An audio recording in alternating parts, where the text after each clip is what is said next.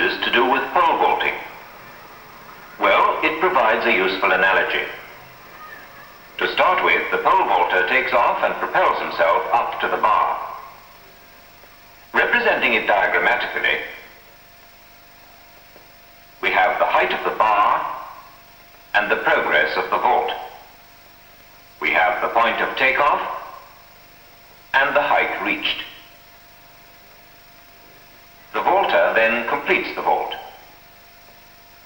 What has the vault in common with a chemical reaction? In a chemical reaction, in order to make product molecules, existing bonds between atoms have to be broken up and new bonds formed. To do this, energy is needed, usually in the form of heat.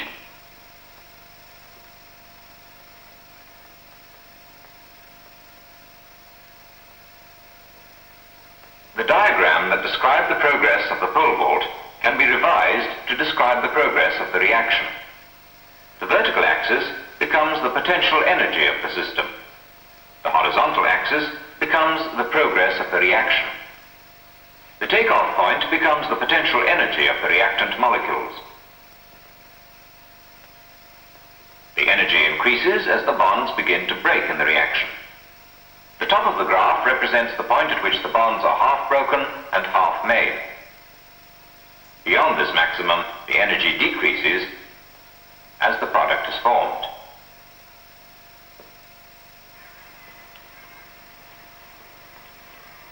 The peak of the curve represents the energy barrier, which has to be surmounted before the product molecules can be formed. The height of the energy barrier above the original height of the reactant molecules is known as the activation energy. In many reactions, the energy of the products is below that of the reactants. Heat, represented by delta H, is given out, and these reactions are called exothermic. Our pole vaulter comes to rest at a level above his takeoff point. This is analogous in chemical terms to an endothermic reaction. But the real point of the analogy is that only those molecules with enough energy to surmount the energy barrier will be able to form products. If the barrier is very high, that is, if the activation energy is large, few will manage it, and the reaction will be very slow. Let's take an example of a reaction in which there is a high energy barrier. We see here oxygen passing through a strong solution of ammonia. Ammonia doesn't react with oxygen under these conditions. The energy barrier is so high that the reaction only takes place slowly, even when the gases, ammonia and oxygen, are heated together at high temperatures. But we can speed up the reaction by introducing a catalyst. In this case, a heated platinum gauze.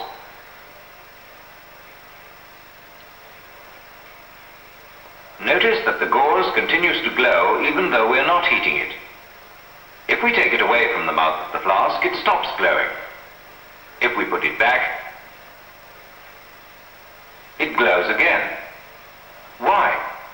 Because the reaction between ammonia and oxygen is exothermic. Heat is given out and taken up by the gauze. It looks the same as a fresh, unused gauze, but we must assume it has taken part in the reaction. It has, in fact, speeded up the reaction and been recovered unchanged at the end. As we shall see, a more general definition of a catalyst is that it speeds up a reaction, but isn't itself part of the desired product.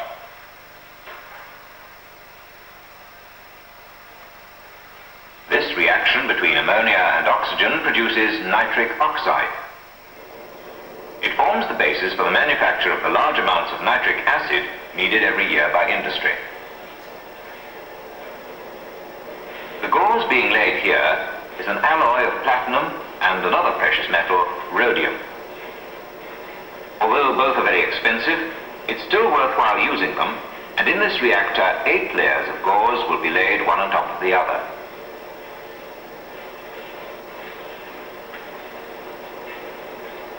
Let's look at what happens on a smaller scale plant. When the gauze is in position, an electric current is passed through it to heat it.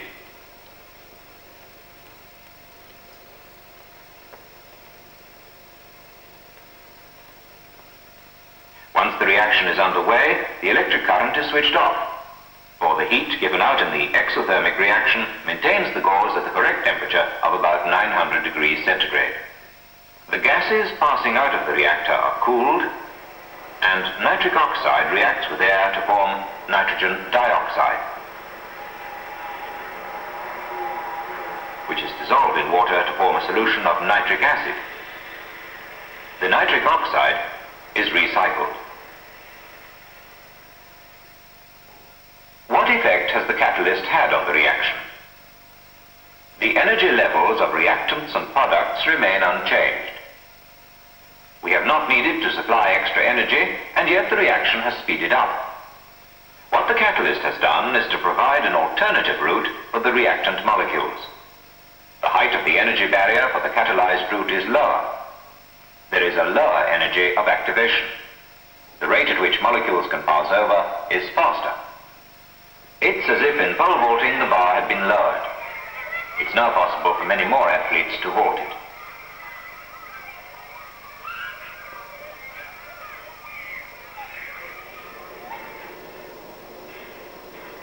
On the smaller nitric acid plant, 5 layers of gauze are used. The top layer has been in use for a year, the layer below it for 9 months, and so on. The consistently high temperature has gradually volatilized the platinum and rhodium, so the top layer is removed. A new gauze is substituted at the bottom. Ammonia and oxygen are gases passing over a solid catalyst, and many of the most important catalytic reactions are of this type. From car exhausts come oxides of nitrogen, carbon monoxide, and unburnt petrol. Normally these chemicals are blown away and aren't dangerous, but under certain conditions they cause a considerable amount of atmospheric pollution. Atmospheric pollution has presented chemists with a challenge: to find solids to put in exhaust systems capable of catalyzing the conversion of these harmful gases into harmless ones. One solid catalyzes the conversion of nitrogen oxides to nitrogen, another carbon monoxide and unburnt petrol to carbon dioxide. Finding and adapting suitable catalysts for given purposes may require many years of laboratory experimentation and testing.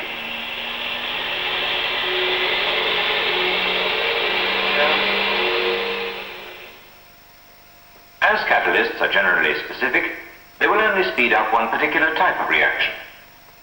So industry has to find many different catalysts. For example, iron is used in making ammonia, vanadium 5 oxide in making sulfuric acid.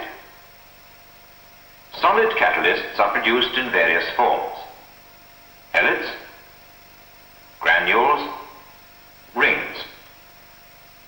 Such shapes ensure that the molecules of different gases have the maximum opportunity to come into contact with the catalyst as they pass through the reactors. Many catalytic reactions in industry take place at high temperatures and sometimes at high pressures. For example, the manufacture of ammonia from nitrogen and hydrogen.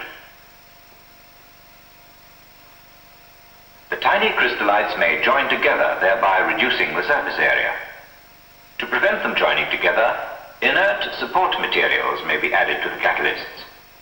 These are known as stabilizers. Some of the most important industrial processes are concerned with making polymers. Here, washing up molds are being produced by the injection molding of polypropylene, often known as polypropylene.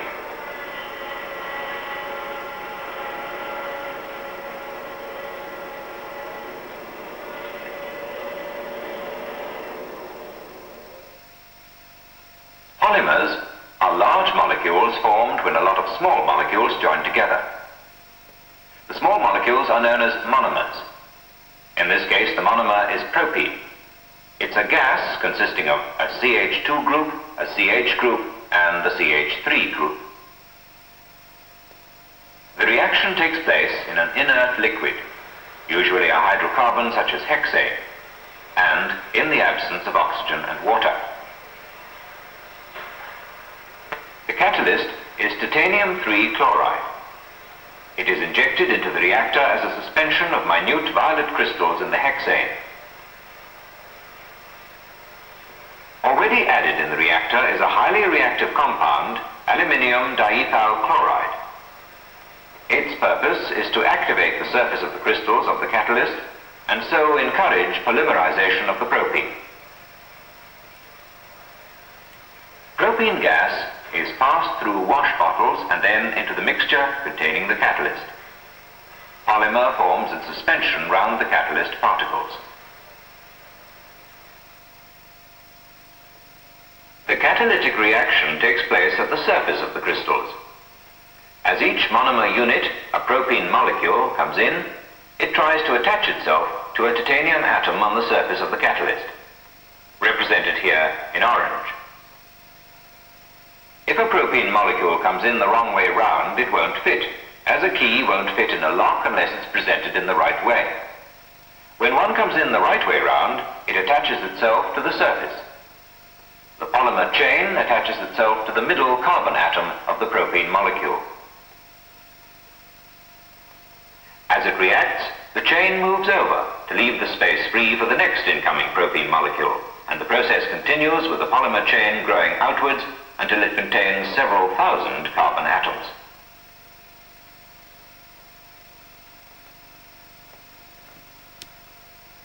The polymer molecules will arrange themselves so that the methyl groups form in a helix. Catalysts, which can select which way the monomer molecules react, are called stereospecific. The polypropene made when titanium 3 chloride is used as a catalyst is stereoregular, so it crystallizes when it's molded. After polymerization, any traces of catalyst have to be removed from the polymer particles. This is done by adding an alcohol in which the catalyst dissolves.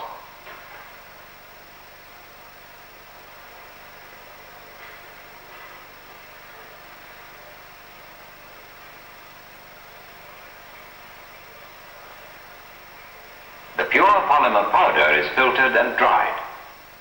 This is how it's made in the laboratory. On a commercial scale, the polymer is made in autoclaves, each producing 3 to 4 tons of polymer at a time.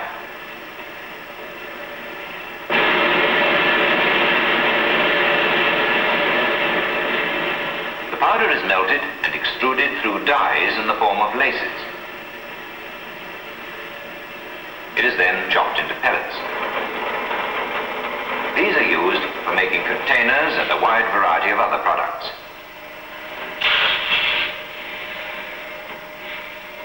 Polypropene is also extruded as a flat film which can be used as a packaging material.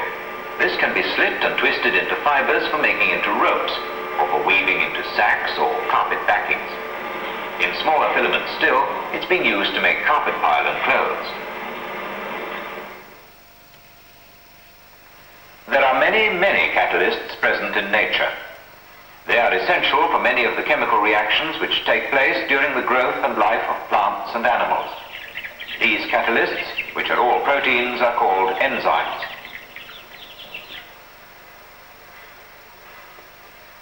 There are a lot of enzymes in the blood. One of them is catalase. Catalase helps to keep living cells alive by speeding up the decomposition of harmful hydrogen peroxide.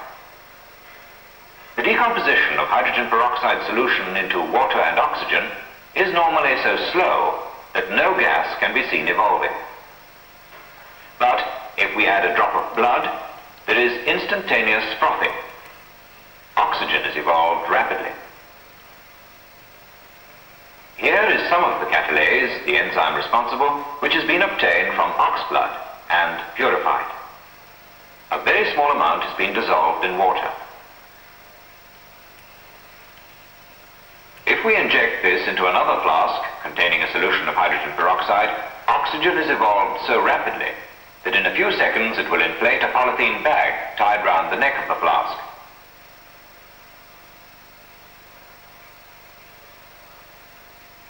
Another enzyme in the body is lysozyme, discovered by Sir Alexander Fleming in 1922. This model of the molecule is magnified 50 million times. The function of lysozyme is to catalyze the decomposition of a complex sugar found in the outer membrane of many bacterial cells, and so to destroy the bacteria. Lysozyme was the first enzyme to have its three-dimensional structure determined and its properties understood in atomic detail. Scientists obtain a lot of information by building scale models of molecules which show the relative positions of the atoms. This model at 200 million times magnification is necessarily complicated, as there are nearly 2,000 atoms in the molecule. We are concerned with the particular oxygen atoms represented by the red spheres. The cleft in the molecule has a very important part to play in the process. The very much smaller sugar molecule, shown here in skeleton form with black carbon and red oxygen atoms, enters the cleft. The oxygen atoms responsible for the enzyme activity form a pincer on either side, breaking the sugar polymer. The products of the reaction then leave the enzyme and another sugar chain enters the cleft. Let's look again at the large model with the sugar chain in place and colored yellow. There are 2 points to remember. First, the reaction is specific. It takes place only for those sugar chains that fit into the enzyme in this particular way. Secondly, the energy barrier is so low that the reaction takes place at body temperature. Examples of enzyme catalysts in everyday use include yeast in brewing and papain for destroying haze in beer. Papain is also used to tenderize meat. Pepsin goes into tablets for curing stomach disorders. Probably the best known use of enzymes commercially is in detergent manufacture. Detergents containing enzymes are known commercially as biological detergents. Manufacturers are continually carrying out comparative tests to improve their effectiveness. Biological detergents are better at removing certain types of stains, for example blood, egg, gravy and sauces. All stains based on proteins. Here, 2 pieces of stained test cloth are to be washed in detergents with and without enzymes.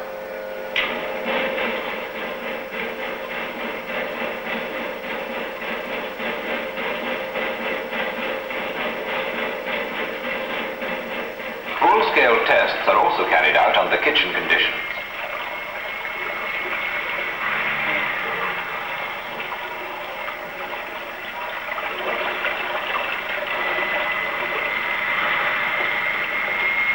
This half tea towel has been washed in a plain detergent containing no enzymes. Traces of some of the most difficult stains to remove can still be seen. The original stains can be seen in the tea towel on the right. What happens when the biological detergent is used? Just as the lysozyme broke down the sugar chains, so the enzymes break down the long protein chains in the blood and dirt into smaller particles, which the detergent molecules are then able to digest.